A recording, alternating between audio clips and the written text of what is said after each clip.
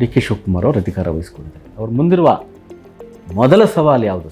D K she ಮುಂದಿರುವ ಬಹಳ ದೊಡ್ಡ ಸವಾಲು ಅಂತಂದರೆ ಸಾಮಾಜಿಕ ನ್ಯಾಯವನ್ನು ಕಾಂಗ್ರೆಸ್ ಇಲ್ಲಿವರೆಗೆ ಹೇಳ್ಕೊಂಬಂದಿದ್ದನ್ನು ಹೇಗೆ ಕಂಟಿನ್ಯೂ ಮಾಡ್ತಾರೆ ಅಂತೇಳಿ. ಒಟ್ಟು ರಾಜ್ಯದ ಆರ್ಥಿಕ ಪರಿಸ್ಥಿತಿ ಸುಮಾರು 7.5 8 ಲಕ್ಷ ಕೋಟಿವರೆಗೆ ನಾವು ಸಾಲದಲ್ಲಿದ್ದೇವೆ. ವರ್ಷಕ್ಕೆ ಸುಮಾರು 33,000 ಕೋಟಿ ರೂಪಾಯಿ ನಾವು ಬಡ್ಡಿ ಕಟ್ಟಬೇಕಾಗತ್ತೆ. ಅದು ಜನರ ಮೇಲೆ ಹೊರೆ ಆಗತ್ತೆ. ಅದು ದೊಡ್ಡ ಚಾಲೆಂಜ್ ಶಿವಕುಮಾರ್ ಅವ್ರಿಗೆ. ಆ ಹಣ ತರುವ ವಿಧಾನ ಇದೆಯಲ್ಲ ಅದು ಹೇಗೆ ಅನ್ನೋದು ಮುಖ್ಯ. ಈ ಭ್ರಷ್ಟಾಚಾರದ ಕಳಂಕವನ್ನು ತೊಡೆದು ಹೊಸ ವರ್ಚಸ್ಸು ತರೋದಕ್ಕೆ ಏನು ಮಾಡಬೇಕಾಗತ್ತೆ? ಡಿ ಕೆ ಶಿವಕುಮಾರ್ ಏನು ಮಾಡ್ಬೋದು? ಭ್ರಷ್ಟಾಚಾರಕ್ಕೆ ಕಡಿವಾಣ ಹಾಕಬೇಕು ಅಂತಂದರೆ ಒಬ್ಬ ಡಿ ಕೆ ಶಿವಕುಮಾರಿಂದ ಸಾಧ್ಯ ಇಲ್ಲ. ಆ ದುಡ್ಡಿನ ಪ್ರಮಾಣ ತೆರಿಗೆ ಏರಿದಂಗೆ ಅದು ಏರ್ತಾ ಇರೋದು. ಅವೆರಡನ್ನು ನಿಲ್ಲಿಸಿದ್ರೆ ಸಾಕು. ಮುಖ್ಯಮಂತ್ರಿಯಾಗಿ ಮತ್ತು ನಿರ್ಗಮಿತ KMCC ಅಧ್ಯಕ್ಷರಾಗಿ ಈ ಚುನಾವಣೆಗಳನ್ನು ಹೇಗೆ ಅವರು ನಿಭಾಯಿಸ್ಬೋದು? ಇದು ಒಂದು personal challenge D K Shivakumar ಅವ್ರಿಗೆ 5 ಪಾಲಿಕೆಗಳ ಚುನಾವಣೆಗಳನ್ನು ಗೆಲ್ಲೋದು. ಕರ್ನಾಟಕದ ಮತದಾರರಂತೂ ಭಾಳ ಬುದ್ಧಿವಂತರು. ಅವರಿಗೆ GBA ಮತ ಹೆಂಗೆ ಹಾಕಬೇಕು ಅನ್ನೋದು ಗೊತ್ತಿದೆ, ಲೋಕಸಭೆಗೆ ಮತ ಹೆಂಗೆ ಹಾಕಬೇಕು ಅಂತ ಗೊತ್ತಿದೆ, ವಿಧಾನಸಭೆಗೆ ಮತ ಹೆಂಗೆ ಹಾಕಬೇಕು ಅಂತ ಗೊತ್ತಿದೆ. ಸಮಸ್ಯೆ ಏನು ಅಂದರೆ ಜನರ ವಿಶ್ವಾಸವನ್ನು ಹೇಗೆ ಗೆಲ್ತೀರಿ ನೀವು ಅಂತ. ಎಲ್ಲರಿಗೂ ನಮಸ್ಕಾರ. ಪ್ರಜಾವಾಣಿಯ ಪಾಡ್ಕಾಸ್ಟ್ಗೆ ಸ್ವಾಗತ. ಕರ್ನಾಟಕದ ನೂತನ ಮುಖ್ಯಮಂತ್ರಿಯಾಗಿ ಡಿ ಕೆ ಶಿವಕುಮಾರ್ ಅವರು ಅಧಿಕಾರವನ್ನು ನಿನ್ನೆ ಸ್ವೀಕರಿಸಿದ್ದಾರೆ. ಸುಮಾರು 13 ಸಚಿವರ ಇರುವಂತಹ ಒಂದು ಹೊಸ ಸರ್ಕಾರ ಅಸ್ತಿತ್ವಕ್ಕೆ ಬಂದಿದೆ. ಇನ್ನು 2 ವರ್ಷ ರಾಜ್ಯದಲ್ಲಿ ಅವರು ಅಧಿಕಾರ ನಡೆಸೋದಕ್ಕೆ ಅವರಿಗೆ ಅವಕಾಶ ಇದೆ. ವಿಧಾನಸಭಾ ಅವಧಿ 2028ಕ್ಕೆ ಮುಗಿಯುತ್ತೆ. ಆ ಹೊತ್ತಿಗೆ ಮತ್ತೊಂದು ಹೊಸ ಚುನಾವಣೆಯನ್ನು ರಾಜ್ಯ ಎದುರು ನೋಡಬೇಕಾಗುತ್ತೆ. ಈ ಹಂತದ 2 ವರ್ಷದಲ್ಲಿ ಸರ್ಕಾರದ ವರ್ಚಸ್ಸನ್ನು ಹೆಚ್ಚಿಸುವಂತಹ ಮತ್ತು ಏನು ಸರ್ಕಾರದ ಮೇಲೆ 2-3 ಆರೋಪಗಳು, ಗಂಭೀರ ಆರೋಪಗಳು ಬಂದು, ಭ್ರಷ್ಟಾಚಾರದ ಆರೋಪಗಳು ಬಂದು, ಅದು ವಾಲ್ಮೀಕಿ ನಿಗಮದ ಹಗರಣ ಇರ್ಬೋದು ಅಥವಾ ಮೂಡ ಹಗರಣ ಇರ್ಬೋದು, ಈ ಥರದ ಅನೇಕ ಹಗರಣಗಳು ಸರ್ಕಾರದ ಸುತ್ತಿಕೊಂಡಿದ್ವು.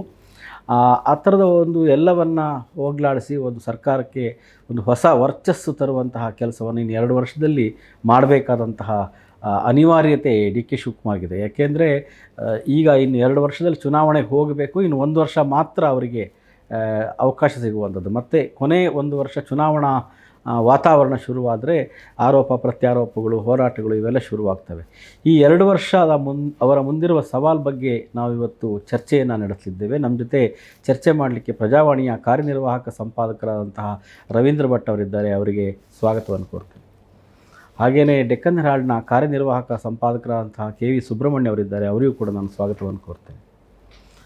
ಸರ್, ಸಿದ್ದರಾಮಯ್ಯನವರು ಈಗ 3 ವರ್ಷದ ಬಿಟ್ಟು ಹೋದ ನಂತರ ಡಿ ಕೆ ಶಿವಕುಮಾರ್ ಅವರು ಅಧಿಕಾರ ವಹಿಸಿಕೊಂಡಿದ್ದಾರೆ. ಅವರು ಮುಂದಿರುವ ಮೊದಲ ಸವಾಲು ಯಾವುದು ಸರ್?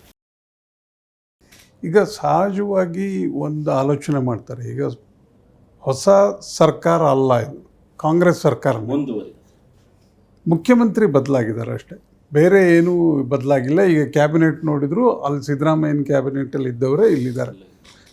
ಭಾಳ ಮುಖ್ಯವಾಗಿ ಸವಾಲುಗಳನ್ನು ಗುರುತಿಸುವಾಗ ಆರ್ಥಿಕ ಸಮಸ್ಯೆಗಳನ್ನು ಹೇಳ್ತಾರೆ.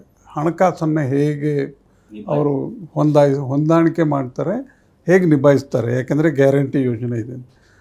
ನನ್ನ ದೃಷ್ಟಿಯಲ್ಲಿ ಅದು ಭಾಳ ಪ್ರಮುಖವಾದ್ದು ಅಂತ ಅನಿಸಲ್ಲ. ಯಾಕೆ ಅನಿಸಲ್ಲ ಅಂತ ಹೇಳಿದರೆ, ಯಾರೇ ಮುಖ್ಯಮಂತ್ರಿ ಆಗಿದ್ದರೂ ಹಣಕಾಸಿನ ನಿಭಾಯಿಸುವ ವ್ಯವಸ್ಥೆ ಇದ್ದೇ ಇರುತ್ತೆ.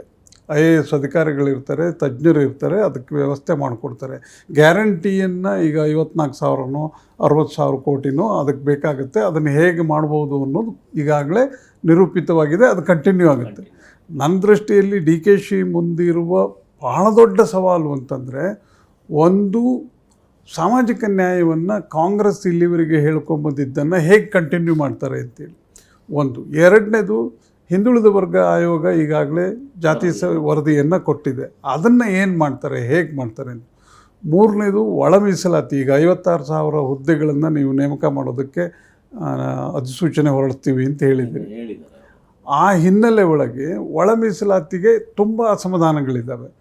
ಅದನ್ನು ಹೇಗೆ, ಇನ್ನೂ ಎಡಗೈ ಬಲಗೈನನ್ನೇ ಇನ್ನೂ ನಿಮಗೆ ಪೂರ್ಣವಾಗಿ ಇತ್ಯರ್ಥ ಮಾಡೋಕ್ಕಾಗಿಲ್ಲ. ಅಲೆಮಾರಿಗಳನ್ನಾಗಿಲ್ಲ, ಅಲ್ಲಿರುವ ಸ್ಪೃಶ್ಯ ಜಾತಿಗಳನ್ನಾಗಿಲ್ಲ. ಅದನ್ನು ಹೇಗೆ ಮಾಡ್ತೀರಿ ಅನ್ನೋದು. ಆಮೇಲೆ ನೀವು ಹಿಂದೆ ಉಪಮುಖ್ಯಮಂತ್ರಿ ಆಗಿದ್ದ ಡಿ ಕೆ ಶಿವಕುಮಾರ್ ಅವರು ಒಕ್ಕಲಿಗರ ಸಭೆಯಲ್ಲಿ ಒಂದು ಮಾತಾಡ್ತಾರೆ, ಕ್ಯಾಬಿನೆಟ್ಟಲ್ಲಿ ಒಂದು ಮಾತಾಡ್ತಾರೆ. ಅದು ಕ್ಲಿಯರಾಗಿ ಹೇಳಿದ್ದಾರೆ, ಒಕ್ಕಲಿಗರ ಸಭೆಯಲ್ಲಿ ನಾನು ಒಕ್ಕಲಿಗನಾಗಿ ಮಾತಾಡ್ತೀನಿ, ಕ್ಯಾಬಿನೆಟ್ಟಲ್ಲಿ ಉಪಮುಖ್ಯಮಂತ್ರಿಯಾಗಿ ಮಾತಾಡ್ತೀನಿ ಅಂತ ಹೇಳ್ತಾರೆ. ಈಗ ಮುಖ್ಯಮಂತ್ರಿ ಅವರು ನಿರ್ಧಾರ ಕೈಗೊಳ್ಳುವ ಇದರೊಳಗಿದ್ದಾರೆ.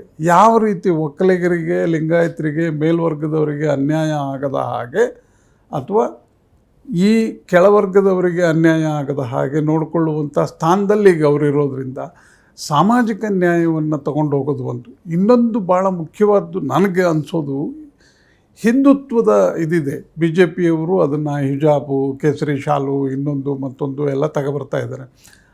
ಅದನ್ನು ಇವರು ಹೆಂಗೆ ಎದುರಿಸ್ತಾರೆ? ಯಾಕೆಂದರೆ ನಿಮಗೆ ಚರ್ಚೆ ಆಗೋದು 2-3 ವಿಷಯಗಳು ಮಾತ್ರ. ನಾವು ಕಳೆದ 10-15 ವರ್ಷದಿಂದ ಕರ್ನಾಟಕದ ರಾಜಕೀಯ ಇತಿಹಾಸವನ್ನು ನೋಡಿದರೆ ಹೆಚ್ಚು ಚರ್ಚೆ ಆಗ್ತಾ ಇರೋದು ಹಿಂದುತ್ವ, ಭ್ರಷ್ಟಾಚಾರ. ಅವೆರಡನ್ನು ಹೇಗೆ ನಿರ್ವಹಣೆ ಮಾಡ್ತಾರೆ ಅಂತ. ಸಾಮಾನ್ಯವಾಗಿ ನೀವು ರಾಜಕೀಯವಾಗಿ ಆಲೋಚನೆ ಮಾಡಬೇಕಾದ್ರೆ ಡಿ ಕೆ ಶಿ ಮುಂದೆ ಇರುವುದು ದೊಡ್ಡ ಸವಾಲು. ಗ್ಯಾರಂಟಿಗೆ ಹಣ ಎಲ್ಲಿ ತರ್ತಾರೆ, ಮುಂದೆ GBA ಚುನಾವಣೆ ಬರುತ್ತೆ, ಜಿಲ್ಲಾ ಪಂಚಾಯತಿ ಚುನಾವಣೆ ಬರುತ್ತೆ, 28ರ ಚುನಾವಣೆಗೆ ಪಕ್ಷವನ್ನು ಹೇಗೆ ಸಿದ್ಧಗೊಳಿಸ್ತಾರೆ ಅನ್ನೋದಷ್ಟೇ ಇರುತ್ತೆ. ಇವು ಎಲ್ಲವನ್ನು, ಸಾಮಾಜಿಕ ನ್ಯಾಯವನ್ನು, ಹಿಂದೂ ಪರವಾದ, ಏಕೆಂದರೆ ಅವರು ಕೂಡ ಹಿಂದೂ ಪರವಾದ ನಿಲುವುಗಳನ್ನು ಇಟ್ಕೊಂಡಿರುವ ಒಬ್ಬ ಮನುಷ್ಯ ಆಗಿರೋದ್ರಿಂದಾಗಿ ಅದನ್ನು ಹೇಗೆ ನಿಭಾಯಿಸ್ತಾರೆ ಅನ್ನೋದೇ ಕೂಡ ಕುತೂಹಲ ಅಂತ ಅನಿಸುತ್ತೆ.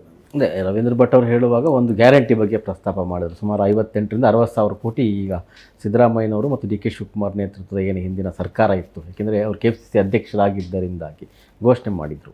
ನಿನ್ನೆ ಇದೇ ಒಂದು ಪ್ರಶ್ನೆಯನ್ನು ಅವರು ವಿದ್ಯಾರ್ಥಿಗಳಿಗೆ ಉಚಿತ ಬಸ್ ಪಾಸನ್ನು ಕೊಡ್ತೇವೆ ಅಂತ ಹೇಳಿದಾಗ ಪತ್ರಕರ್ತರು ಒಂದು ಪ್ರಶ್ನೆಯನ್ನು ಕೇಳ್ತಾರೆ. ಈಗಲೇ ಹಣ ಹೊಂದಿಸೋದು ಕಷ್ಟ ಇದೆ, ಇದಕ್ಕೆಲ್ಲ ಹೇಗೆ ಹಣ ಹೊಂದಿಸ್ತೀರಿ ಅಂತ. ಅವಾಗ ಒಂದು ಮಾತನ್ನು ಹೇಳ್ತಿದ್ರು, DK ಸರ್ಕಾರ ಹಣ ಹೊಂದಿಸೋದು ನನಗೆ ಗೊತ್ತು ಅಂತ. ಆದರೆ ಒಟ್ಟು ರಾಜ್ಯದ ಆರ್ಥಿಕ ಪರಿಸ್ಥಿತಿ ಸುಮಾರು 7.5 8 ಲಕ್ಷ ಕೋಟಿವರೆಗೆ ಈಗ ನಾವು ಸಾಲದಲ್ಲಿದ್ದೇವೆ. ಹೇಗೆ ಅದನ್ನು ಮ್ಯಾನೇಜ್ ಮಾಡ್ತಾರೆ ಅವರು? ರವೀಂದ್ರ ಭಟ್ರು ಹೇಳಿದರು, ಸ್ವಲ್ಪ ನೀವು ವಿಸ್ತರಿಸ್ಬೋದು ಅದನ್ನು, ಗ್ಯಾರಂಟಿ ಮತ್ತು ಫೈನಾನ್ಸ್ ವಿಷಯವನ್ನು. ಈಗ DK ಶಿವಕುಮಾರ್ ಅವ್ರ ಮುಂದೆ ಇರುವ ಸವಾಲುಗಳನ್ನು ನಾವು 2 ರೀತಿಯಾಗಿ ನೋಡ್ಬೋದು. ಒಂದು ರಾಜಕೀಯ ಸವಾಲುಗಳು ಮತ್ತು ಇನ್ನೊಂದು ಆಡಳಿತಾತ್ಮಕ ಸವಾಲುಗಳು. ಈ ಆಡಳಿತಾತ್ಮಕ ಸವಾಲುಗಳು ಏನಿದೆ ಅದು ಬಹುತೇಕ ಎಲ್ಲ ಸಿದ್ದರಾಮಯ್ಯ ಸರ್ಕಾರದಲ್ಲಿ ಏನಿತ್ತು ಅದೇ ಸವಾಲುಗಳನ್ನು DK ಶಿವಕುಮಾರ್ ಅವರು ಕೂಡ ಈಗ ಎದುರಿಸ್ಬೇಕಾಗತ್ತೆ. ಮುಖ್ಯವಾಗಿ ನಾವೇನು ಆರ್ಥಿಕ ಶಿಸ್ತು ಅಂತ ಹೇಳ್ತೀವಿ, ಆ ಆರ್ಥಿಕ ಶಿಸ್ತನ್ನು ತರಬೇಕು. ಆ ಆರ್ಥಿಕ ಶಿಸ್ತು ಹೇಗೆ ತರ್ತಾರೆ? ಯಾಕೆಂತಂದರೆ ನೀವು ಹೇಳಿದಾಗೆ ನಮ್ಮ ರಾಜ್ಯದ ಒಟ್ಟು ಸಾಲದ ಹೊರೆ 7,65,00,000 ಕೋಟಿ ಇದೆ. ವರ್ಷಕ್ಕೆ ಸುಮಾರು 33,000 ಕೋಟಿ ರೂಪಾಯಿ ನಾವು ಬಡ್ಡಿ ಕಟ್ಟಬೇಕಾಗತ್ತೆ. ಆಮೇಲೆ ನಮ್ಮ ರೆವೆನ್ಯೂ ಡಿಫಿಷಿಟ್ಟು ಒಂದು 24,000 ಕೋಟಿ ಇದೆ. ಮತ್ತು ಸಿದ್ದರಾಮಯ್ಯ ಅವರು ಮಂಡಿಸಿದ ಬಜೆಟ್ಟಿನ ಗಾತ್ರ 4.5 ಲಕ್ಷ ಕೋಟಿ ಇದೆ. ಮತ್ತು ಈ ಗ್ಯಾರಂಟಿಗಳಿಗೆ 54,000 ಕೋಟಿ ಬೇಕು. ಜೊತೆಯಲ್ಲಿ ನಿನ್ನೆ ಶಿವಕುಮಾರ್ ಅವರೇನು ಹೊಸದಾಗಿ ಈ ಯೋಜನೆಯನ್ನು ಘೋಷಿಸಿದರು, ಅಂದರೆ ಎಲ್ಲ ವಿದ್ಯಾರ್ಥಿಗಳಿಗೂ ಉಚಿತ ಪಾಸ್ ಕೊಡ್ತೀವಿ ಅಂಥೇಳಿ, ಅದಕ್ಕೂ ಹೆಚ್ಚಿನ ಹಣ ತರಬೇಕಾಗತ್ತೆ. ಈಗ ಹೆಚ್ಚಿನ ಹಣ ನೀವು ಎಲ್ಲಿಂದ ತರ್ತೀರಾ? DK ಶಿವಕುಮಾರ್ ಹೇಳಿದರು, ಇದು DK ಶಿವಕುಮಾರ್ ಸರ್ಕಾರ, ನನಗೆ ಗೊತ್ತು ಹಣ ಹೇಗೆ ತರಬೇಕು ಅಂತ ಹೇಳಿ. ಸೊ ಅವರು ಬೆಂಗಳೂರು ನಗರಾಭಿವೃದ್ಧಿ ಸಚಿವರಾಗಿದ್ದಾಗ ಈ ರೆವೆನ್ಯೂ ಮೊಬಿಲೈಸೇಷನ್ ಅಂತ ಏನು ಹೇಳ್ತೀವಿ ಅದನ್ನು ಬೇರೆ ಬೇರೆ ರೀತಿಯಲ್ಲಿ ಮಾಡಿದರು. ಹೇಗೆ ಅಂತಂದರೆ ಈ ಪ್ರಾಪರ್ಟಿ ಟ್ಯಾಕ್ಸ್ಗಳಿಗೆ ಒಂದು ಡಿಸ್ಕೌಂಟ್ ಕೊಟ್ಟು ಒಂದು ಡ್ರೈವ್ ಮಾಡಿ ಹಣ ಇದು ಮಾಡಿದರು. ಅದೇ ರೀತಿ A ಖಾತಾ B ಖಾತಾ ಪರಿವರ್ತನೆಯಿಂದ ಇದು ಮಾಡಿದರು. ಬಹುಶಃ ಅಂಥ ಯೋಚನೆಗಳೇನಾದರೂ DK ಶಿವಕುಮಾರ್ ಅವರಲ್ಲಿ ಇರಬೇಕು. ಬಟ್ ಸರ್ಕಾರ ಏನೇ ಮಾಡಿದರು ಅಂದರೆ ಹೆಚ್ಚಿನ ರಿಸೋರ್ಸ್ ಮೊಬಿಲೈಸೇಷನ್ ಮಾಡೋದಕ್ಕೆ ಹೋದರೆ ಅದು ಜನರ ಮೇಲೆ ಹೊರೆ ಆಗತ್ತೆ. ಅದು ದೊಡ್ಡ ಚಾಲೆಂಜು ಶಿವಕುಮಾರ್ ಅವ್ರಿಗೆ. ಈ ನಿಟ್ಟಿನಲ್ಲಿ ಅವ್ರು ಕೈಗೊಂಡಿರೋ ಒಂದು ರೈಟ್ ಸ್ಟೆಪ್ ಏನು ಅಂತಂದರೆ, ಕಳೆದ 5-6 ವರ್ಷಗಳಿಂದ ಈ ರಾಜ್ಯದಲ್ಲಿ ಒಬ್ಬ ಆರ್ಥಿಕ ತಜ್ಞರಾಗಿ ಸಿದ್ದರಾಮಯ್ಯ ಅವರ ಆರ್ಥಿಕ ಬಜೆಟ್ಗಳು ಮತ್ತು ಅವರ ಆರ್ಥಿಕ ನಿರ್ಣಯಗಳ ಹಿಂದೆ ಬೆನ್ನೆಲುಬಾಗಿ ನಿಂತಿದ್ದಂಥ ಅತೀಕ್ ಅವ್ರನ್ನ ಮತ್ತೆ ಕರ್ಕೊಂಡಿದ್ದಾರೆ. ಅದು ಒಂದು ಪಾಸಿಟಿವ್ ಮೂವ್ ಈ ಒಂದು ಫ್ರಂಟಲ್ಲಿ ಅಂತ ಹೇಳಿ ನನಗೆ ಅನಿಸುತ್ತೆ. ಮತ್ತು ಇನ್ನೊಂದು ಅಂತಂದರೆ, ಈ ಹಿಂದೆ ಇದ್ದ ಮುಖ್ಯಮಂತ್ರಿಗಳಿಗೆಲ್ಲ ಹೋಲಿಕೆ ಮಾಡಿದರೆ DK ಶಿವಕುಮಾರ್ ಒಂದು ರೀತಿಯಲ್ಲಿ ವಿಭಿನ್ನ. ಹಿಂದೆ ಇದ್ದ ಎಲ್ಲ ಮುಖ್ಯಮಂತ್ರಿಗಳು ಅವರು 24/7 ರಾಜಕಾರಣಿಗಳು ಅಥವಾ ವೃತ್ತಿಪರ ರಾಜಕಾರಣಿಗಳು. ಆದರೆ DK ಶಿವಕುಮಾರ್ ಅವರೇ ಹೇಳ್ಕೊಂಡಿರೋ ಹಾಗೆ, I am an agriculturist by birth, business man by profession, politician by educationist by choice and politician by nature, passion ಅಂತ ಹೇಳ್ತಾರೆ. ಅಂದರೆ ಅವರು ವೃತ್ತಿಯಿಂದ ಬಿಸ್ನೆಸ್ ಮ್ಯಾನ್. ಸೊ ಅವರಿಗೆ ಲಾಭ ನಷ್ಟಗಳ ಲೆಕ್ಕ ಬೇರೆಯವ್ರಿಗಿಂತನೂ ಚೆನ್ನಾಗಿ ಗೊತ್ತಿರುತ್ತೆ, ಎಲ್ಲಿಂದ ಹಣ ತರಬೇಕು, ಹೇಗೆ ಖರ್ಚು ಮಾಡಬೇಕು ಅಂತ ಹೇಳಿ. ಆದರೆ ಇದು ಒಂದು ಕಾನ್ಫ್ಲಿಕ್ಟ್ ಆಫ್ ಇಂಟ್ರೆಸ್ಟ್ ಆಗಬಾರ್ದು, ಮತ್ತು ಅವರು ಆರ್ಥಿಕ ಶಿಸ್ತನ್ನು ಮುಂದುವರಿಸ್ಕೊಂಡು ಹೋಗಬೇಕು. ಅದೇ ನಿನ್ನೆ ನೀವು ಹೇಳಿದಾಗೆ ಅವರು ಎರಡು ಪೂರಕವಾದ ಒಂದು ನಿರ್ಣಯಗಳನ್ನು ಕೈಗೊಂಡಿದ್ದಾರೆ. ಒಂದು OCCCಗೆ ಏನು 1300 ಅಡಿ 400 ಅಡಿ 200 ಅಡಿ ಲಿಮಿಟ್ ಇತ್ತು, ಅದನ್ನು 2000ಕ್ಕೆ ಏರಿಸ್ತೇವೆ ಅಂತ. ಈಗ ಅನೇಕ ವಿದ್ಯುತ್ ಸಂಪರ್ಕಕ್ಕೆ ಒಂದು ದೊಡ್ಡ ಮಟ್ಟದ ತೊಂದರೆ ಆಗಿದೆ ಈ ಸುಪ್ರೀಂ ಕೋರ್ಟ್ನ ಆದೇಶದಿಂದ. ನೀವು OCCC ಇಲ್ಲದೆ ಕಟ್ಟಡಗಳಿಗೆ ವಿದ್ಯುತ್ ಸಂಪರ್ಕ ಅಥವಾ ಯಾವುದೇ ಸೌಲಭ್ಯ ಕೊಡಕ್ಕೆ ಬರಲ್ಲ ಅಂತ. ಈ 2000 ಅಡಿ ಏರಿಸುವ ಮೂಲಕ ಒಂದು ಸಂಪನ್ಮೂಲ ಸಂಗ್ರಹ ಮಾಡ್ಬೋದು. ಮತ್ತು ಈಗ ಈಗಾಗಲೇ ಹೇಳಿದಾಗೆ B ಖಾತೆಯಿಂದ A ಖಾತೆಯನ್ನು ರಾಜ್ಯದಾದ್ಯಂತ ವಿಸ್ತರಿಸ್ತೇವೆ ಅನ್ನೋ ಇನ್ನೊಂದು ಘೋಷಣೆಯನ್ನು ಮಾಡಿದ್ದಾರೆ. ಆದಾಯದಿರ್ಬೋದು. ಆದರೆ ಒಂದು ಸಂದೇಹ ಇರೋದು ರವೀಂದ್ರ ಭಟ್ ಅವರೇ, ಈಗಾಗಲೇ ನಾವು ಎಲ್ಲ ರೀತಿಯ ಭಾರ, ಪೆಟ್ರೋಲ್ ದರ ಏರ್ತಾ ಇದೆ, ಡೀಸೆಲ್ ದರ ಏರ್ತಾ ಇದೆ. ಇಲ್ಲಿ ಸುಮಾರು ಸಿದ್ದರಾಮಯ್ಯ ಸರ್ಕಾರ ಇದ್ದಾಗ ವಿದ್ಯುತ್ ಶುಲ್ಕ, ಬಸ್ಸು ಎಲ್ಲ ಏರಿಕೆ ಮಾಡ್ತು. ಆ ಥರ ತೆರಿಗೆ ಭಾರವು ಸಂಭವ ಇದೆ. ಅದೇ ಈಗ ಅವರು ಹೇಳ್ದಂಗೆ, ಸುಬ್ರಹ್ಮಣ್ಯ ಅವರು ಹೇಳ್ದಂಗೆ ಜನಕ್ಕೆ ಭಾರ ಆಗ್ಬೋದು. DK ಶಿವಕುಮಾರಿಗೆ ಗೊತ್ತಿರ್ಬೋದು, ಇದು DK ಸರ್ಕಾರ ಹೆಂಗೆ ಹಣ ತರಬೇಕು ಅನ್ನೋದು ಅವ್ರಿಗೆ ಗೊತ್ತಿರ್ಬೋದು. ಆ ಹಣ ತರುವ ವಿಧಾನ ಇದೆಯಲ್ಲ, ಅದು ಹೇಗೆ ಅನ್ನೋದು ಮುಖ್ಯ. ಯಾಕೆಂದರೆ ನೀವು ತೆರಿಗೆ ಹಾಕಿ ಇನ್ನೊಂದೇನು ಶುಲ್ಕವನ್ನು ಜಾಸ್ತಿ ಮಾಡಿ ಹಣ ತಂದು ನೀವು ಕೊಡೋದ್ರಲ್ಲಿ ಅರ್ಥ ಇಲ್ಲ. ನನಗೆ ಸುಬ್ರಹ್ಮಣ್ಯ ಹೇಳಿದ್ರೊಳಗೆ ಇನ್ನೊಂದು ಭಾಳ ಮುಖ್ಯವಾಗಿ ಇಂಪಾರ್ಟೆಂಟ್ ಏನು ಅನ್ಸುತ್ತೆ ಅಂದರೆ, ನಾನು ಹುಟ್ಟಿನಿಂದ ರೈತರ ಸಮಸ್ಯೆಯನ್ನು ಹೇಗೆ ಬಗೆಹರಿಸ್ತಾರೆ ಅನ್ನೋದು ಕೂಡ ಎಲ್ಲ ದೃಷ್ಟಿಯಿಂದ ಬಹಳ ಮುಖ್ಯವಾದ್ದು. ಯಾಕೆಂದರೆ ನೀವು ತಹಶೀಲ್ದಾರ್ ಕಚೇರಿಗೆ ಹೋದರೆ, AC ಕಚೇರಿಗೆ ಹೋದರೆ ಹೆಂಗೆ ಕೆಲಸ ನಡೆಯುತ್ತೆ ಅನ್ನೋದು ಗೊತ್ತಿದೆ. ಆಮೇಲೆ ರೈತರು ಈ ವರ್ಷ ಬೇರೆ ಮುಂಗಾರು ಕೈ ಕೊಡುತ್ತೆ ಅನ್ನುವ ಭಾವನೆ ಇರೋದರಿಂದ ಹಿನ್ನೆಲೆ ಒಳಗೆ ಈಗಲೇ ಬಿತ್ತನೆ ಬೀಜದ್ದು ದೊಡ್ಡ ಸಾಲಗಳು ನಿಂತಿದ್ದಾವೆ, ಸಮಸ್ಯೆಗಳಿದ್ದಾವೆ. ಆಮೇಲೆ ರೈತರ ಸಾಲದ ಪ್ರಶ್ನೆ ಇದೆ. ಇವೆಲ್ಲ ಹಿನ್ನೆಲೆ ಒಳಗೆ ಯಾಕೆಂದರೆ ಅದು ನೀವು ರೈತರ ಸಮಸ್ಯೆಯನ್ನು ಬಗೆಹರಿಸೋದು, ನೀರಾವರಿ ಬಗ್ಗೆ ಹೆಚ್ಚು ಗಮನ ಕೊಡೋದು, ಅದು ನೀವು ಮುಂದಿನ ಎಲ್ಲ ಚುನಾವಣೆಗಳ ಲೆಕ್ಕದಲ್ಲಿಯೂ ಕೂಡ ಭಾಳ ಮುಖ್ಯ ಆಗುತ್ತೆ. ನಿನ್ನೆ ಒಂದು ಮಾತನ್ನು ಹೇಳಿದ್ದಾರೆ, ರೈತರ ಸಮಸ್ಯೆಗಳನ್ನು ಬಗೆಹರಿಸೋದಕ್ಕಾಗಿ ನಾನು ಒಂದು ತಜ್ಞರ ಸಮಿತಿ ಮಾಡಿ ಮತ್ತು ಎಲ್ಲರ ಜೊತೆ ಚರ್ಚೆ ಮಾಡಿ ನಾನು ಒಂದೇನೋ ಕ್ರಮ ಕೈಗೊಳ್ತೇನೆ ಅಂತ. ಬಹುಶಃ ಅವರು ತಜ್ಞರ ಸಮಿತಿ ಮಾಡೋದು ಆಗಲ್ಲ. ಸೊ ಎಲ್ರಿಗೂ ಗೊತ್ತಿದೆ ರಾಜ್ಯದಲ್ಲಿ ಏನು ರೈತರ ಸಮಸ್ಯೆ, ತಜ್ಞರು ಯಾಕಬೇಕು, ಅವರೇ ರೈತರು ಅಂತ ಹೇಳ್ಕೊಂಡು ಅವರೇ ರೈತರು, ಅವ್ರಿಗೆ ಗೊತ್ತಿದೆ ರೈತರ ಸಮಸ್ಯೆಯಿಂದ. ಆಮೇಲೆ ಸಮಿತಿ ಮಾಡೋದು ಅಂತಂದರೆ ಸೊಲ್ಯೂಷನನ್ನು ದೂರ ಮಾಡೋದು ಅಂತ ಅರ್ಥ. ಓಕೆ, ಪರಿಹಾರ ಮಾಡೋದಲ್ಲ, ಇದನ್ನು ಇನ್ನಷ್ಟು 6 ತಿಂಗಳು 1 ವರ್ಷ ಎಳ್ಕೊಂಡು ಹೋಗೋದು ಅಂತ. ಅಷ್ಟೊತ್ತಿಗೆ ಚುನಾವಣೆ ಬರುತ್ತೆ. ಹಾಗಾಗಿ ಅದಲ್ಲ ನನಗೆ ಬೇಕಾಗಿತ್ತು. ಈಗ ತಕ್ಷಣದ ಕ್ರಮ ಏನು ಕೈಗೊಳ್ತೀರಿ ನೀವು? ಈಗ ತಕ್ಷಣ ಎಲ್ಲ ವಿದ್ಯಾರ್ಥಿಗಳಿಗೆ, ಪುರುಷ ವಿದ್ಯಾರ್ಥಿಗಳಿಗೂ ನಾವು ಉಚಿತ ಪಾಸ್ ಕೊಡ್ತೀವಿ ಅಂತ ಹೇಳುವ ಧೈರ್ಯ ನಿಮಗಿದ್ದ ಹಾಗೇನೆ ಅದೇ ಧೈರ್ಯವನ್ನು ನೀವು ರೈತರ ಪರವಾಗಿನೂ ಕೂಡ ಹೇಳಬೇಕಾಗತ್ತೆ ಅಂತ. ಅದೇ ಒಂದು ಈಗಾಗಲೇ ರವೀಂದ್ರ ಭಟ್ ಅವರು ಪ್ರಸ್ತಾಪ ಮಾಡಿದರು, ಜಾತಿ ಗಣತಿ ಅಥವಾ ಜಾತಿ ಸಮೀಕ್ಷೆಯ ವರದಿ ಈಗ ಮೊನ್ನೆ ಸಿದ್ದರಾಮಯ್ಯನವರು ತಮ್ಮ ಅಧಿಕಾರವಿಡುವ ಹಿಂದಿನ ದಿನ ಸ್ವೀಕರಿಸಿದ್ದಾರೆ. ಇದೇ ಸಿದ್ದರಾಮಯ್ಯನವರು ಹಿಂದೆ ಭಾಳ ಮಹತ್ವಾಕಾಂಕ್ಷೆಯಿಂದ ವರದಿಯನ್ನು ಸಿದ್ಧಪಡಿಸಿದ್ರು. ಮೊದಲನೇ ಅವಧಿಯಲ್ಲಿ ಅವರು ತಗೊಳ್ಳಿಲ್ಲ ಅಥವಾ ತಗೊಳ್ಳೋಕ್ಕಾಗಲಿಲ್ಲ ಅನ್ನೋದು ಪ್ರಶ್ನೆ ಇದೆ. ಎರಡನೇ ಅವಧಿನಲ್ಲಿ ಬಂದ ತಕ್ಷಣ ತಗೊಳ್ತೀನಿ ಅಂತ ಹೇಳಿದ್ರು, ಬೇರೆ ಬೇರೆ ಕಾರಣಗಳಿಗಾಗಿ ಅದು ಏನಾಯಿತು, ಹೈಕಮಾಂಡ್ ಮೇಲೆ ಇದೇ DK ಶಿವಕುಮಾರ್ ಅವರು ಒಕ್ಕಲಿಗ ಸಮುದಾಯದ ಪರವಾಗಿ, ಶಾಮನೂರು ಶಿವಶಂಕರಪ್ಪನವರು ಲಿಂಗಾಯತರ ಪರವಾಗಿ ಒತ್ತಡ ಹೇರಿರೋದ್ರಿಂದ ಹಳೆಯ ವರದಿಯನ್ನು ಮುಟ್ಬಿಡಿ, ಅದನ್ನು ಬಿಟ್ಬಿಡಿ ಅಂತ, ಅದನ್ನು ಬಿಸಾಕ್ಬಿಡಿ ಅಂತ ಸಿದ್ದರಾಮಯ್ಯನವರಿಗೆ ಹೇಳ್ತು. ಫಸ್ಟ್ ಸಿದ್ದರಾಮಯ್ಯ ಹಂಗೆ ಹೇಳಲಿಲ್ಲ, ಆಮೇಲೆ ಹೈಕಮಾಂಡ್ ಹೇಳ್ತು ಅಂತ ಅದನ್ನು ಬಹಿರಂಗವಾಗಿ ಹೇಳಿದ್ರು. ಅವತ್ತು ಒತ್ತಡ ಹಾಕಿದ DK ಶಿವಕುಮಾರ್ ಇವತ್ತು ಮುಖ್ಯಮಂತ್ರಿ ನೀವು ಪ್ರಸ್ತಾಪ ಮಾಡಿರಿ. ಈ ಸವಾಲನ್ನು ಹೆಂಗೆ, ಯಾಕೆಂದರೆ ರಾಹುಲ್ ಗಾಂಧಿ ಅವರು ಇಡೀ ದೇಶದಲ್ಲಿ ಜಾತಿವಾರು ಸಮೀಕ್ಷೆ ಆಗಬೇಕು ಅಂತ ಒಂದು ಆಂದೋಲನವನ್ನು ಶುರು ಮಾಡಿ ಅದನ್ನು ಮಾಡಿಸುವ ಯತ್ನವನ್ನು ಮಾಡಿದ್ರು. ಈಗ ವರದಿ ಕರ್ನಾಟಕದಲ್ಲಿ ಇದೆ. ಈಗ ರಾಹುಲ್ ಗಾಂಧಿ ಹೇಳಿದ್ದು ನಡೆಯುತ್ತೋ ಅಥವಾ DK ಶಿವಕುಮಾರ್ ಹಿಂದೆ ಏನು ನೀವಾಗಲೇ ಹೇಳಿದ್ರಿ, ಕ್ಯಾಬಿನೆಟ್ಟಲ್ಲಿ ನಾನು ಸಚಿವ, ಒಕ್ಕಲಿಗರ ಸಂಘದಲ್ಲಿ ಒಕ್ಕಲಿಗ ಅಂತ, ಈಗ ಯಾವ ಥರ ತೀರ್ಮಾನ ತಗೋಬೋದು? ದೊಡ್ಡ ಚಾಲೆಂಜ್ ಅದು ಅವ್ರ ಮುಂದೆ ಅಲ್ವಾ? ಇದು ಒಂದು DK ಶಿವಕುಮಾರ್ ಅವರು ಒಂದು ಸಂದಿಗ್ಧ ಪರಿಸ್ಥಿತಿಯಲ್ಲಿದ್ದಾರೆ ಈ ವಿಷಯಕ್ಕೆ ಬಂದ ಹಾಗೆ. ಯಾಕೆ ಅಂತಂದರೆ ಈ ಹಿಂದೆ ಏನು ಕಾಂತರಾಜ್ ಸಮಿತಿ ವರದಿಯನ್ನು ಕೊಟ್ಟಿತ್ತು, ಅದರಲ್ಲಿ ಅತ್ಯಂತ ಹೆಚ್ಚು ವಿರೋಧ ಬಂದಿದೆ 2 ಸಮುದಾಯಗಳಿಂದ, ಒಕ್ಕಲಿಗರು ಮತ್ತು ವೀರಶೈವರು. ಯಾಕೆಂದರೆ ಅವರ ಜನಸಂಖ್ಯೆ ಕಮ್ಮಿ ಆಗಿದೆ ಅಂತ ಹೇಳಿ. ಈ ಹೊಸ ವರದಿಯ ಪ್ರಕಾರ ನಾವು ತಿಳ್ಕೊಂಡಿರೋ ಹಾಗೆ ಆ ನಂಬರ್ಸಲ್ಲಿ ಏನು ಹೆಚ್ಚಿನ ವ್ಯತ್ಯಾಸ ಇಲ್ಲ. ಸಹಜವಾಗಿ ಆ 2 ಸಮುದಾಯಗಳು ಮತ್ತೆ ಅದನ್ನು ಪ್ರಶ್ನೆ ಮಾಡ್ತಾರೆ. ಈಗ DK ಶಿವಕುಮಾರ್ ನೀವು ಹೇಳಿದಾಗೆ ನಾನು ಒಬ್ಬ ಒಕ್ಕಲಿಗನಾಗಿ ವರ್ತಿಸ್ತೇನೋ ಅಥವಾ ಒಬ್ಬ ಮುಖ್ಯಮಂತ್ರಿಯಾಗಿ ನಿರ್ಧಾರ ಕೈಗೊಳ್ತೀನೋ ಅನ್ನೋದು ಕಷ್ಟ ಆಗುತ್ತೆ.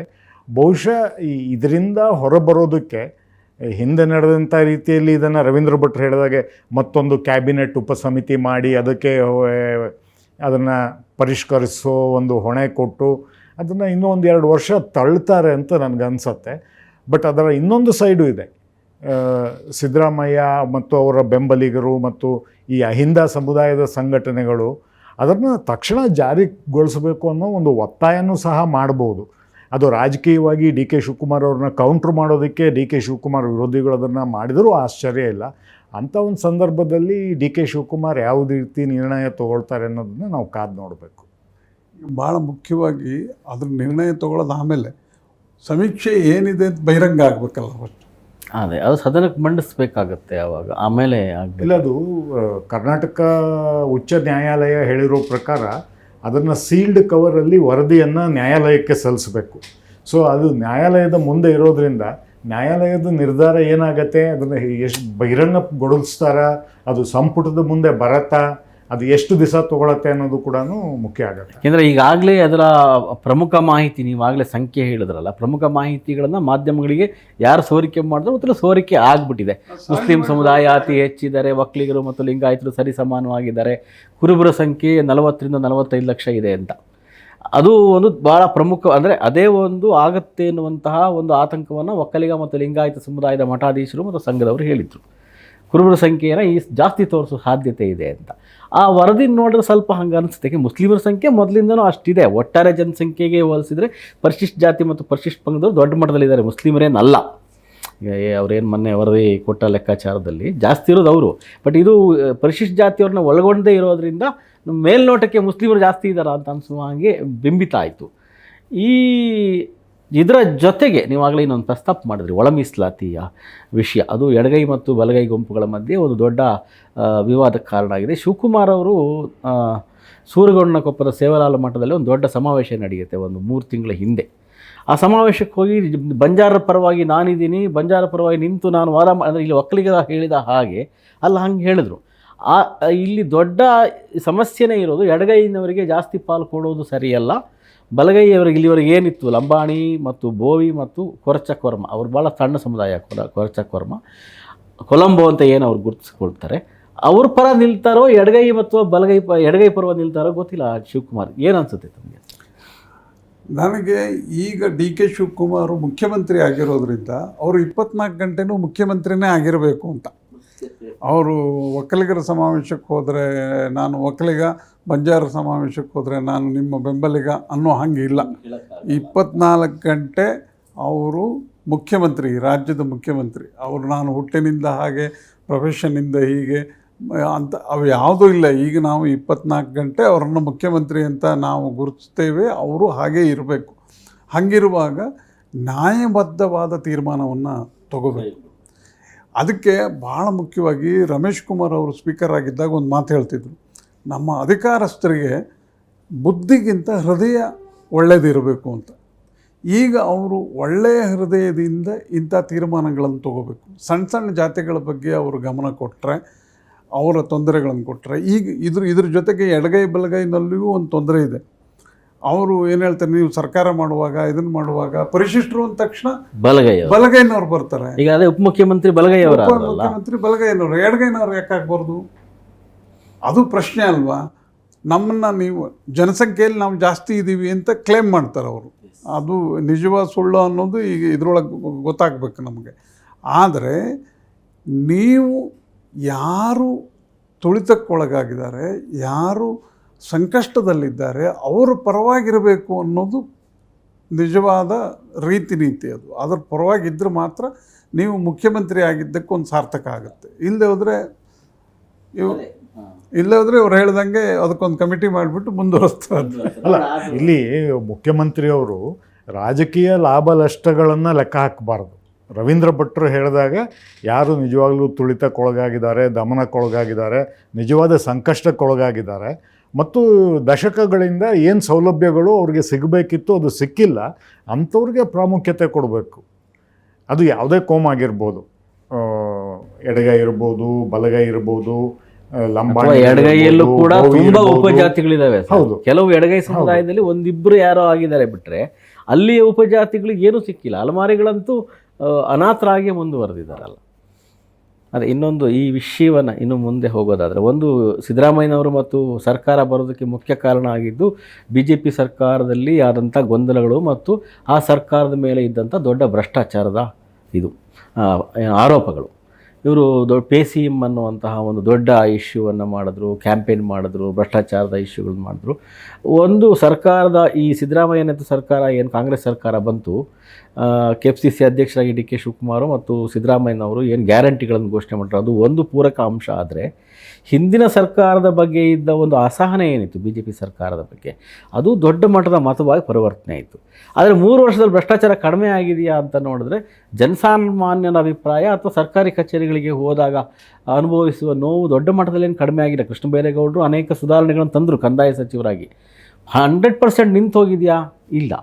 ಈ ಭ್ರಷ್ಟಾಚಾರದ ಒಂದು ಕಳಂಕವನ್ನು ತೊಡೆದು ಹೊಸ ವರ್ಚಸ್ಸು ತರೋದಕ್ಕೆ ಏನು ಮಾಡಬೇಕಾಗತ್ತೆ? DK ಶಿವಕುಮಾರ್ ಏನು ಮಾಡ್ಬೋದು? ಒಂದು ಈ ಭ್ರಷ್ಟಾಚಾರ ಅನ್ನೋದು ಸಾರ್ವತ್ರಿಕ, ನಮ್ಮ ಸಾರ್ವಜನಿಕ ಜೀವನದ ಒಂದು ಭಾಗವಾಗಿಬಿಟ್ಟಿದೆ, ನಾವು ಒಪ್ತೀವೋ ಇಲ್ವೋ. ಈಗ BJP ಸರ್ಕಾರ ಇದ್ದಾಗ 40% ಸರ್ಕಾರ ಅಂತ ಹೇಳಿ, ಮತ್ತು ಕಂಟ್ರಾಕ್ಟರ್ಗಳ ಅಸೋಸಿಯೇಷನ್ ಅವರೇನು ಪ್ರಧಾನಮಂತ್ರಿಗೆ ಪತ್ರ ಬರೆದ್ರು, ಅದರ ಆಧಾರದ ಮೇಲೆ BJP ಭ್ರಷ್ಟ ಸರ್ಕಾರ ಎಲ್ಲದರಲ್ಲೂ ಕಮಿಷನ್ ತೊಗೊಳತ್ತೆ ಅಂತ ಚುನಾವಣಾ ಪ್ರಚಾರದಲ್ಲಿ ಕಾಂಗ್ರೆಸ್ನವರು ಬಿಂಬಿಸಿದರು. ಕಾಂಗ್ರೆಸ್ ಸರ್ಕಾರ ಬಂದ ನಂತರ ಇದೇ ಕಂಟ್ರಾಕ್ಟರ್ಸ್ ಅಸೋಸಿಯೇಷನ್ ಅವರು ಈಗಿನ ಕಮಿಷನ್ ರೇಟ್ ಇನ್ನೂ ಜಾಸ್ತಿ ಆಗಿದೆ, ಇಲ್ಲಿ ಹೆಚ್ಚು ಭ್ರಷ್ಟಾಚಾರ ಆಗಿದೆ, ನಾವು ಮತ್ತೆ ಬೀದಿಗಿಳಿತೀವಿ ಅಂತ ಹೇಳ್ತಾ ಇದ್ದಾರೆ. ಸೊ ಈ ಭ್ರಷ್ಟಾಚಾರಕ್ಕೆ ಕಡಿವಾಣ ಹಾಕಬೇಕು ಅಂತಂದರೆ ಒಬ್ಬ DK ಶಿವಕುಮಾರಿಂದ ಸಾಧ್ಯ ಇಲ್ಲ. ಅದು ಸರ್ಕಾರದಲ್ಲಿರುವಂಥ ಪ್ರತಿಯೊಬ್ಬ ಮಂತ್ರಿನೂ ಸಹ ಆ ನಿಟ್ಟಿನಲ್ಲಿ ನಾನು ಸ್ವಚ್ಛವಾಗಿರ್ತೀನಿ, ನನ್ನ ಇಲಾಖೆಯೂ ಸ್ವಚ್ಛವಾಗಿರುತ್ತೆ ಅಂತ ಒಂದು ಆತ್ಮಸಾಕ್ಷಿಯಿಂದ ಕೆಲಸ ಮಾಡಿದಾಗ ಮಾತ್ರ ಸಾಧ್ಯ. ಇದು ಬಹುಶಃ ಒಂದು ಆದರ್ಶ ಸ್ಥಿತಿ ಅಂತ ನನಗನ್ಸುತ್ತೆ. ಸರ್, ನೀವು ಭಾಳ ವರ್ಷದಿಂದ ಸರ್ಕಾರಗಳನ್ನು ನೋಡಿದ್ದೀರಿ. ಅವ್ರು ಹೇಳಿದ ಸತ್ಯ, ಭ್ರಷ್ಟಾಚಾರ ಸಾರ್ವತ್ರಿಕವಾಗಿದೆ. ಏನಾದ್ರು DK ಶಿವಕುಮಾರ್ ಅವರಿಗೆ ಭ್ರಷ್ಟಾಚಾರ ತೊಲಗಿಸೋದಕ್ಕೆ ಸಲಹೆ ಕೊಡ್ತೀರಾ? ಇಲ್ಲ, ಸಮಸ್ಯೆ ಏನು ಅಂತಂದರೆ ಜನರದ್ದು, ಸಾಮಾನ್ಯ ಜನರದ್ದು. ದುಡ್ಡು ಕೊಟ್ಟರೆ ಕೆಲಸ ಆದರೆ ಅವರು ಸಂತೋಷವಾಗಿರ್ತಾರೆ, ಅವರೇನು ಅದ್ರ ಬಗ್ಗೆ ತಲೆ ಕೆಡಿಸ್ಕೊಳ್ಳೋದು. ಸಮಸ್ಯೆ ಇರೋದು ದುಡ್ಡು ಕೊಟ್ಟರೂ ಕೆಲಸ ಆಗದೇ ಇರೋದು. ಎರಡನೇದೇನು ಅಂತಂದರೆ ಆ ದುಡ್ಡಿನ ಪ್ರಮಾಣ ತೆರಿಗೆ ಏರಿದಂಗೆ ಅದು ಏರ್ತಾ ಇರೋದು. ಅವೆರಡನ್ನು ನಿಲ್ಲಿಸಿದ್ರೆ ಸಾಕು. ನೀವು ಸಂಪೂರ್ಣವಾಗಿ ನಾವು ಶುದ್ಧ ಇದನ್ನು ಮಾಡಿಬಿಡ್ತೀನಿ, ಭ್ರಷ್ಟಾಚಾರ ಇದು ಅದು ಅದು ಮಾಡಬೇಕು. ಇವರು ಹೇಳ್ದಂಗೆ ಅದು ಆದರ್ಶವಾದ ಒಂದು ಸಮಾಜದ ಪರಿಕಲ್ಪನೆ ಅದು. ಆದರೆ ಈಗ ಬೇಕಾಗಿದ್ದೇನು ಅಂದರೆ ದುಡ್ಡು ತಗೊಂಡು ಹೇಳಿದ ಮಾತಿಗೆ ತಪ್ಪದಂತೆ ಸರಿಯಾದ ಕೆಲಸ ಮಾಡಿಕೊಡ್ತಾನೆ ಅಂತಂದರೆ ನಾವು ಅದು ಒಳ್ಳೆ ಸರ್ಕಾರ ಅಂತೀವಿ. ನಾವು ಎಲ್ಲೂ ಹೋದರೆ ನೆಮ್ಮದಿಯ ಕೆಲಸ ಬೇಗ ಆಗ್ತದೆ ಅಂತೇಳಿ. ಅಂದರೆ ನೀವು ಭ್ರಷ್ಟರಾಗಿದ್ರು ಸರಿ, ಆದರೆ ವಚನ ಭ್ರಷ್ಟರಾಗಬೇಡಿ ಅಂತ. ಅದೇ ಇನ್ನೊಂದು ದೊಡ್ಡ, ಆಗಲೇ ನಾವು ಮಾತಾಡಿದಾಗೆ 2028 ಚುನಾವಣೆಗೆ ಮೊದಲು 2 ಉಪಚುನಾವಣೆಗಳು ಬರ್ತವೆ. ಒಂದು ವಿನಯ್ ಕುಲಕರ್ಣಿ ಅವರ ವಜಾದಿಂದಾಗಿ, ಅವ್ರ ಸದಸ್ಯತ್ವ ಹೋಗಿರೋದ್ರಿಂದಾಗಿ ಧಾರವಾಡದ ಒಂದು ಇದು, ಮತ್ತು ಮೊನ್ನೆ ಸುಧಾಕರ್ ಅವರು ತೀರ್ಕೊಂಡಿದ್ದಂತೆ ಹಿರಿಯೂರದ ಒಂದು ಉಪಚುನಾವಣೆ ಬರುತ್ತೆ. ಅದ್ರ ಜೊತೆಗೆ ನಿನ್ನೆ ಇವರು ಮುಖ್ಯಮಂತ್ರಿಯಾಗಿ ಅಧಿಕಾರ ಸ್ವೀಕರಿಸಿದ ನಂತರ ನೇರವಾಗಿ KPCC ಕಚೇರಿಗೆ ಹೋಗಿ ಅಲ್ಲಿ ಚುನಾವಣೆಗೆ ಏನು ಸಿದ್ಧತೆ ಮಾಡಬೇಕು ಅನ್ನುವಂಥ ತಮ್ಮ ಕಾರ್ಯಕರ್ತನ ಉದ್ದೇಶಿಸಿ ಮಾತಾಡಿದ್ದಾರೆ. ಅವರು ಅಲ್ಲಿ ಹೇಳಿದ್ದಾರೆ, ಜಿಲ್ಲಾ ಪಂಚಾಯತ್, ತಾಲೂಕ್ ಪಂಚಾಯತ್ ಮತ್ತು GBA ವ್ಯಾಪ್ತಿಯ ಪಾಲಿಕೆ ಚುನಾವಣೆ ಮಾಡ್ತೇನೆ ಅಂತ. ಈ ಚುನಾವಣೆ ಈಗ ಮೊನ್ನೆ 2 ಉಪಚುನಾವಣೆ ನಡೀತು, 2ರಲ್ಲೂ ಗೆದ್ದುಕ ಬಂದರು. ಇದು ಮುಖ್ಯಮಂತ್ರಿಯಾಗಿ ಮತ್ತು ನಿರ್ಗಮಿತ KPCC ಅಧ್ಯಕ್ಷರಾಗಿ ಈ ಚುನಾವಣೆಗಳನ್ನು ಹೇಗೆ ಅವರು ನಿಭಾಯಿಸ್ಬೋದು ಸರ್? 1-2 ಉಪಚುನಾವಣೆಗಳ ಸವಾಲುಗಳೇ ಬೇರೆ ಆಗತ್ತೆ. ಮತ್ತು ಬೆಂಗಳೂರಿನಲ್ಲಿ ನಡೆಯುವಂಥ GBA ಅಡಿ ಬರುವ 5 ಪಾಲಿಕೆಗಳ ಚುನಾವಣೆನೇ ಬೇರೆ ಆಗತ್ತೆ. ಯಾಕೆಂತಂದರೆ ಈ ಉಪಚುನಾವಣೆಗಳ ಫಲಿತಾಂಶ ಏನೇ ಬರಲಿ ಅದು ಸರ್ಕಾರದ ಮೇಲೆ ಏನೂ ಪರಿಣಾಮ ಆಗಲ್ಲ. ಮತ್ತು ಸಾರ್ವತ್ರಿಕ ಚುನಾವಣೆ ಇನ್ನೂ 2 ವರ್ಷ ಇದೆ. ಎಲ್ಲದಕ್ಕಿಂತ ಮುಖ್ಯ ಸವಾಲು DK ಶಿವಕುಮಾರ್ಗೆ ಈ ಬೆಂಗಳೂರಿನ 5 ಪಾಲಿಕೆಗಳ ಚುನಾವಣೆ ಗೆಲ್ಲೋದು. ಯಾಕೆಂತಂದರೆ ನಾನು ಆಗಲೇ ಹೇಳ್ದಂಗೆ DK ಶಿವಕುಮಾರ್ ಮೂಲ ಬೆಂಗಳೂರಿಗರು. ಅವರ ಬೆಂಗಳೂರಿಗೆ ಒಂದು ಪ್ರಾಮುಖ್ಯತೆಯನ್ನು ಕೊಡ್ತಾರೆ. He attaches great importance to Bangalore. ಇದು ಒಂದು ಪರ್ಸನಲ್ ಚಾಲೆಂಜು DK ಶಿವಕುಮಾರ್ ಅವ್ರಿಗೆ 5 ಪಾಲಿಕೆಗಳ ಚುನಾವಣೆಗಳನ್ನು ಗೆಲ್ಲೋದು. ಮತ್ತು ದೊಡ್ಡ ಸವಾಲು ಏನು ಅಂತಂದರೆ ಈ ಬೆಂಗಳೂರು ನಗರದಲ್ಲಿ ಬಿ ಜೆ ಪಿಯ ಪ್ರಾಬಲ್ಯ ಏನಿದೆಯಲ್ಲ ಅದು ನಾವು ಗಮನಿಸಬೇಕಾಗತ್ತೆ. ಈಗ ಎರಡೂ ಪಕ್ಷಗಳು ನಾವು ಶಾಸಕರ ಸಂಖ್ಯೆಯನ್ನು ತಗೊಂಡ್ರೆ ಹೆಚ್ಚು ಕಮ್ಮಿ ಸಮಬಲರಾಗಿದ್ದಾರೆ.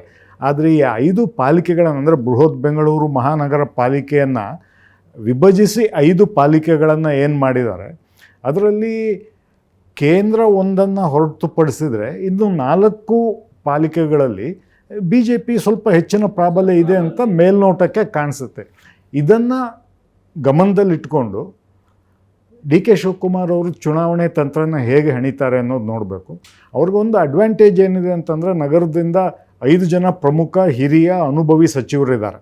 ಕೃಷ್ಣ ಬೈರೇಗೌಡರಿದ್ದಾರೆ, ರಾಮಲಿಂಗಾರೆಡ್ಡಿ ಇದ್ದಾರೆ, KJ ಜಾರ್ಜ್ ಇದ್ದಾರೆ, ಮತ್ತು ಮುಸ್ಲಿಂ ಸಮುದಾಯದ ಪ್ರಮುಖ ನಾಯಕರಾದಂಥ ಜಮೀರ್ ಅಹ್ಮದ್ ಖಾನ್ ಅವರು ಇದ್ದಾರೆ, ಮತ್ತು ಬೈರತಿ ಸುರೇಶ್ ಅವರಿದ್ದಾರೆ. ಸೊ ಇವರೆಲ್ಲರನ್ನ ಒಟ್ಟಿಗೆ ತಗೊಂಡು ಮತ್ತು ಒಂದು ರೀತಿ ಬೆಂಗಳೂರೇ ತಮ್ಮ ಕಾರ್ಯಕ್ಷೇತ್ರವಾಗಿ ಇಟ್ಕೊಂಡು ಬೆಂಗಳೂರಿನ ಆಳ ಅಗಲವನ್ನು ಚೆನ್ನಾಗಿ ಬಲ್ಲಂಥ ಹೊಸ KPCC ಅಧ್ಯಕ್ಷ BK ಹರಿಪ್ರಸಾದ್ ಅವರಿದ್ದಾರೆ. ಸೊ ಇದನ್ನು ಹೇಗೆ ಎದುರಿಸ್ತಾರೆ ಅನ್ನುವಂಥದ್ದು ಪಕ್ಷ ಮೇಲೆ, ಅದಕ್ಕಿಂತ ಮುಖ್ಯವಾಗಿ ನಿಜಕ್ಕೂ ಈ ಚುನಾವಣೆಗಳು ನಡೆಯುತ್ತಾ ಅನ್ನೋದ್ರ ಬಗ್ಗೆ ನನಗಿನ್ನೂ ಅನುಮಾನಗಳಿವೆ. ಬಟ್ ಏನಾಗಿದೆ, ಈಗ ಕೋರ್ಟಲ್ಲಿ ಹೇಳಿರೋದ್ರಿಂದ ಮೊನ್ನೆ ಏನಾಯಿತು, ಜೂನಲ್ಲಿ ಮಾಡ್ತೇವೆ ಅಂತಂದ್ರು, ಜೂನ್ ಒಳಗೆ ಮುಗಿಸ್ತೇವೆ ಅಂತ. ಅಷ್ಟರ ಮಧ್ಯೆ ಮತದಾರರ ಪಟ್ಟಿಯ ಸಮಗ್ರ ಪರಿಷ್ಕರಣೆ ಮತ್ತು ಜನಗಣತಿ ಏನು 11ರಲ್ಲಿ ಅಲ್ಲ 21ರಲ್ಲಿ ನಡಿಬೇಕಾಗಿತ್ತು, ಅದು ಈಗ ಶುರುವಾಗಿದೆ ಪ್ರೋಸೆಸ್. ಆ ಒಂದು ನೆಪ ಇಟ್ಕೊಂಡು ಅಧಿಕಾರಿಗಳೆಲ್ಲ ಅದರಲ್ಲಿ ತೊಡ್ಕೊಂಡಿದ್ದಾರೆ ಅಂತ ಹೇಳಿದರು. ಬಹುಶಃ ಚುನಾವಣೆ ನಡೆಸೋದು ಸೆಪ್ಟೆಂಬರ್ ಹೊತ್ತಿಗೆ ಅನಿವಾರ್ಯ ಆದಂತೆ ಅನಿಸುತ್ತೆ ಡಿ ಕೆ ಶಿವಕುಮಾರ್ ಅವರಿಗೆ. ಅದೇ ಈ ಚುನಾವಣೆಯನ್ನು ಹೇಗೆ ಅವರು ಚುನಾವಣಾ ತಂತ್ರಗಾರಿಕೆಯಲ್ಲೂ ಪಳಗಿದವರು, ಈಗಾಗಲೇ ಸುಬ್ರಹ್ಮಣ್ಯ ಹೇಳಿದ್ರು. ಮತ್ತು ಒಂದು ದೊಡ್ಡ ಬಲ ಇದೆ ಇಲ್ಲಿಯ ಎಲೆಕ್ಷನ್ ಸ್ಟ್ರಾಟಜಿ ಗೊತ್ತಿರ್ತಕ್ಕಂತಹ ರಾಮಲಿಂಗಾರೆಡ್ಡಿ, ಬೈರತಿ ಸುರೇಶ್ ಇಂತಹ ಘಟಾನುಘಟಿಗಳು ಅವರ ಸಂಪುಟದಲ್ಲಿ ಇದ್ದಾರೆ. ಅದೇ ಅವರು ಇದ್ದಾರೆ, ಎಲ್ಲವೂ ಗೊತ್ತಿರುವ ಡಿ ಕೆ ಶಿವಕುಮಾರ್ ಮುಖ್ಯಮಂತ್ರಿಯೂ ಆಗಿದ್ದಾರೆ. ಹಾಗಾಗಿ ಚುನಾವಣೆ ನಡೆಸುವ ಸಂಘಟನೆ ಮಾಡೋದು, ಚುನಾವಣೆಗೆ ಬೇಕಾದ ಇದನ್ನು ಕೊಡೋದು, ಆಮೇಲೆ ಬೆಂಗಳೂರಿಗೆ ಪ್ರತ್ಯೇಕ ಗ್ಯಾರಂಟಿ ಕೊಡ್ತೀವಿ ಅಂತೆಲ್ಲ ಅವರು ಈಗಾಗಲೇ ಹೇಳಿದ್ದಾರೆ ಡಿ ಕೆ ಶಿವಕುಮಾರ್. ಅದನ್ನೆಲ್ಲ ಮಾಡ್ಬೋದು, ಅದರೊಳಗೇನೂ ಸಮಸ್ಯೆ ಇಲ್ಲ. ಸಮಸ್ಯೆ ಏನು ಅಂದರೆ ಜನರ ವಿಶ್ವಾಸವನ್ನು ಹೇಗೆ ಗೆಲ್ತೀರಿ ನೀವು ಅಂತ. ಜನರಿಗೆ ಏನು ಗ್ಯಾರಂಟಿ, ರಾಜ್ಯ ಸರ್ಕಾರ ಬರೋದಕ್ಕೆ 5 ಗ್ಯಾರಂಟಿ ಕಾರಣ ಆಗುತ್ತೆ. ಅದೇ ನಮ್ಮಲ್ಲಿ ನಾವು ಇದಕ್ಕೆ ಏನು GBA ಚುನಾವಣೆಗೂ ಕೂಡ ನಾವು ಗ್ಯಾರಂಟಿ ಕೊಟ್ಟರೆ ನಮಗೆ ಓಟ್ ಹಾಕ್ಬಿಡ್ತಾರೆ ಅನ್ನೋ ಪರಿಸ್ಥಿತಿ ಇಲ್ಲ. ಯಾಕೆಂದರೆ MP ಚುನಾವಣೆಯಲ್ಲಿ 3 ಸ್ಥಾನದಲ್ಲಿ BJP ಗೆದ್ದುಬಿಟ್ರಲ್ಲ, ಗ್ಯಾರಂಟಿ ಇತ್ತು ಅವಾಗ. ಗ್ಯಾರಂಟಿ 3 ಕ್ಷೇತ್ರಗಳ ಸಂಸದರು BJP ಗೆದ್ದುಬಿಟ್ರು. ಹೌದು, ನಮ್ಮ ಜನ ಮತದಾರರು, ಕರ್ನಾಟಕದ ಮತದಾರರಂತೂ ಭಾಳ ಬುದ್ಧಿವಂತರು. ಅವರಿಗೆ GBA ಮತ ಹೆಂಗೆ ಹಾಕಬೇಕು ಅನ್ನೋದು ಗೊತ್ತಿದೆ, ಲೋಕಸಭೆಗೆ ಮತ ಹೆಂಗೆ ಹಾಕಬೇಕು ಅಂತ ಗೊತ್ತಿದೆ, ವಿಧಾನಸಭೆಗೆ ಮತ ಹೆಂಗೆ ಹಾಕಬೇಕು ಅಂತ ಗೊತ್ತಿದೆ. ಅವ್ರ ತಲೆ ಒಳಗೆ ಅವರು ಆಲೋಚನೆ ಮಾಡಿರ್ತಾರೆ, ಇವ್ರನ್ನ ಗೆಲ್ಲಿಸ್ಬೇಕು ಅಂತ. ಅವ್ರನ್ನ ಗೆಲ್ಲಿಸ್ತಾರೆ ಅಥವಾ ಇವ್ರನ್ನ ಸೋಲಿಸ್ಬೇಕು ಅಂದರೆ ಸೋಲಿಸ್ತಾರೆ. ಇದು ಎಲ್ಲದರ ನಡುವೆ ಒಂದು ಅಡ್ವಾಂಟೇಜ್ ಏನಿರುತ್ತೆ ಅಂತಂದರೆ, ಸಾಧಾರಣವಾಗಿ ನೀವು ಕರ್ನಾಟಕದ ಪಂಚಾಯತಿ ಚುನಾವಣೆಗಳು, ಸ್ಥಳೀಯ ಸಂಸ್ಥೆಗಳ ಚುನಾವಣೆಗಳನ್ನು ಗಮನಿಸಿದರೆ ಉಪಚುನಾವಣೆ ರೀತಿಯಲ್ಲೇ ಆಡಳಿತದಲ್ಲಿ ಇದ್ದ ಪಕ್ಷಕ್ಕೆ ಹೆಚ್ಚು ಅನುಕೂಲಕರವಾದ ವಾತಾವರಣ ಇರುತ್ತೆ. ಹಾಗಾಗಿ ಇಲ್ಲಿ ಗೆದ್ದು ಬಂದುಬಿಟ್ರೆ ಅದೇನು ದೊಡ್ಡ ಇದಲ್ಲ, ಸಾಧನೆ ಅಲ್ಲ ಅಂತ ನಾನು ಹೇಳೋದು. ಆದರೆ ಬೆಂಗಳೂರು ಆಗಲೇ ದೊಡ್ಡ ಮಟ್ಟದ ವಿಧಾನಸಭಾ ಕ್ಷೇತ್ರಗಳು, ಒಟ್ಟು 28 ವಿಧಾನಸಭಾ ಕ್ಷೇತ್ರಗಳು ಇರ್ತಕ್ಕಂತಹ ಒಂದು ದೊಡ್ಡ ವ್ಯಾಪ್ತಿ. ಆಮೇಲೆ 3 ಜನ ಸಂಸದರು, ಆ ಕಡೆ ಚಿಕ್ಕಬಳ್ಳಾಪುರದ ಸ್ವಲ್ಪ ಭಾಗ, ಯಲಹಂಕ ನಮಗೆ ಬರ್ತದೆ, 4 ಲೋಕಸಭಾ ಸ್ಥಾನಗಳು ಬರ್ತವೆ. ಇಲ್ಲಿಯ BBMP ವ್ಯಾಪ್ತಿಯ GBA ವ್ಯಾಪ್ತಿಯ ಪಾಲಿಕೆಗಳ ಚುನಾವಣೆ ಭಾಳ ಒಂದು ದೊಡ್ಡ ಸವಾಲು ಅವರಿಗೆ. ಅದು ಹೇಗೆ ನಿಜ, ನಾನು ಹೇಳೋದು ಈ ಅನುಕೂಲ ಕೂಡ ಇದೆ ಅಂತ ಸರ್ಕಾರದ. ಖಂಡಿತವಾಗಿಯೂ ಕೂಡ ಯಾವುದೇ ಒಂದು ಆಡಳಿತ ಪಕ್ಷಕ್ಕೆ ಆ ಒಂದು ಅನುಕೂಲ ಇದ್ದೇ ಇರುತ್ತೆ. ಆದರೆ ಇಲ್ಲಿ ಒಂದೇನು ಅಂತಂದರೆ, ನಾವು ಬೆಂಗಳೂರು ನಗರದ ನಾಗರಿಕ ಸಮಸ್ಯೆಗಳತ್ತ ಕೂಡ ಒಂದು ಗಮನ ಹರಿಸ್ಬೇಕು. ಜನ ಒಂಥರ ರೋಸ್ ಹೋಗಿದ್ದಾರೆ, ರಸ್ತೆಗಳು ಸರಿ ಇಲ್ಲ, ರಸ್ತೆಗಳು ಗುಂಡಿ ಎಲ್ಲಿ ನೋಡಿದ್ರು ಅಲ್ಲಿ. ಆಮೇಲೆ ಟ್ರಾಫಿಕ್ ಪ್ರಾಬ್ಲಮ್ಗಳಿದೆ, ಮಳೆ ಬಂದರೆ ಎಲ್ಲ ಕಡೆ ನೀರು ನಿಲ್ಲತ್ತೆ. ಆಮೇಲೆ ಸ್ಥಳೀಯ ಸಂಸ್ಥೆಗಳಲ್ಲಿ ಅಂದರೆ ಈ ಹಿಂದಿನ BBMP ಏನಿತ್ತು, ಅಲ್ಲಿ ಒಂದು ಸಣ್ಣ ಕೆಲಸ ನಡಿಬೇಕಂದ್ರೂ ಕೂಡ ನಾವು ದುಡ್ಡು ಕೊಡಬೇಕು. ಈ ಥರ ಜನರಲ್ಲಿ ಒಂದು ರೀತಿಯಾದಂಥ ಆಕ್ರೋಶ ಇದೆ ಅಂತ ಅನಿಸುತ್ತೆ. ಆ ಆಕ್ರೋಶ ಸರ್ಕಾರದ ವಿರುದ್ಧದ ಮತಗಳಾಗಿ ಪರಿವರ್ತನೆ ಆಗತ್ತಾ ನಮ್ಗೆ ಗೊತ್ತಿಲ್ಲ. ಯಾಕೆಂದರೆ ಸ್ಥಳೀಯ ಚುನಾವಣೆಗಳಲ್ಲಿ ಏನಾಗುತ್ತೆ ಅಂತಂದರೆ, ಆ ಒಂದು ವಾರ್ಡ್ನಲ್ಲಿ ಒಬ್ಬ ಪಕ್ಷದಿಂದ ಒಬ್ಬ ಅಭ್ಯರ್ಥಿ ನಿಂತಿರ್ತಾನೆ.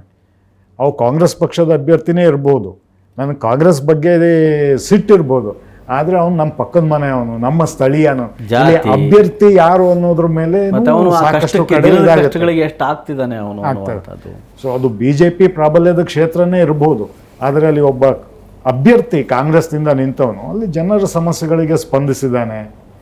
ನಮ್ಮ ಸಮುದಾಯದವನು, ನಮ್ಮ ನೆರೆಯವನು, ಇದೆಲ್ಲವೂ ಇದಾಗಿರೋದು. ಈಗ 30,000-50,000, 25,000-30,000 ಆಮೇಲೆ ಈ ನಗರಸಭೆ ಚುನಾವಣೆಯಲ್ಲಿ ಪರ್ಟಿಕ್ಯುಲರ್ಲಿ ಬೆಂಗಳೂರಿನಲ್ಲಿ ನನಗನ್ಸೋದು ಇಲ್ಲಿ ಜಾತಿ ಒಂದು ಫ್ಯಾಕ್ಟರ್ ಆಗೋದಿಲ್ಲ. ಎಸ್, ಅದೇ ಒಟ್ಟಾರೆ ಇಲ್ಲಿವರೆಗೆ ನಾವು ಸುಮಾರು ಅನೇಕ ಅಂಶಗಳನ್ನು ಚರ್ಚೆ ಮಾಡಿದ್ದೀವಿ. DK ಶಿವಕುಮಾರ್ ಅವರು ಮುಖ್ಯಮಂತ್ರಿ ಆದ ಮುಂದಿನ 2 ವರ್ಷಗಳಲ್ಲಿ ಎದುರಿಸಲೇಬೇಕಾದ ಅನೇಕ ಸಮಸ್ಯೆ ಮತ್ತು ಸವಾಲುಗಳನ್ನು ನಾವು ವಿಸ್ತೃತವಾಗಿ ನಮ್ಮ ಇಬ್ಬರು ಹಿರಿಯ ಸಂಪನ್ಮೂಲ ವ್ಯಕ್ತಿಗಳು ವಿವರಣೆಯನ್ನು ನೀಡಿದ್ದಾರೆ. ಅದು ಗ್ಯಾರಂಟಿ ಇರ್ಬೋದು, ಸಾಮಾಜಿಕ ಶೈಕ್ಷಣಿಕ ಸಮೀಕ್ಷೆ ಇರ್ಬೋದು, ಒಳ ಮೀಸಲಾತಿಯ ಸಮಸ್ಯೆ ಇರ್ಬೋದು, ಚುನಾವಣೆಯ ಸವಾಲಿರ್ಬೋದು, ಈ ಎಲ್ಲ ಅಂಶಗಳನ್ನು ಇಬ್ಬರೂ ಕೂಡ ತುಂಬ ವಿಸ್ತೃತವಾಗಿ ಬೇರೆ ಬೇರೆ ಆಯಾಮಗಳಲ್ಲಿ ತಮ್ಮ ಅಭಿಪ್ರಾಯವನ್ನು ಮಂಡಿಸಿದ್ದಾರೆ. ರವೀಂದ್ರ ಭಟ್ ಅವರೇ, ನಿಮಗೆ ಧನ್ಯವಾದಗಳು.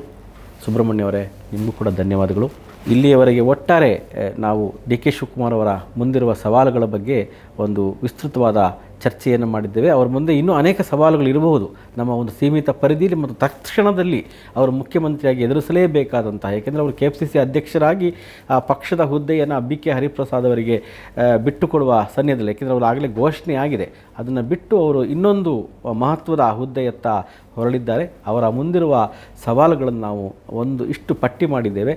ಈ ಎಲ್ಲ ಇಲ್ಲಿಯವರೆಗೆ ನಮ್ಮ ಚರ್ಚೆಯನ್ನು ವೀಕ್ಷಣೆ ಮಾಡಿದಂತಹ ಎಲ್ಲ ವೀಕ್ಷಕರಿಗೂ ಕೂಡ ಧನ್ಯವಾದಗಳು. ನಮಸ್ಕಾರ.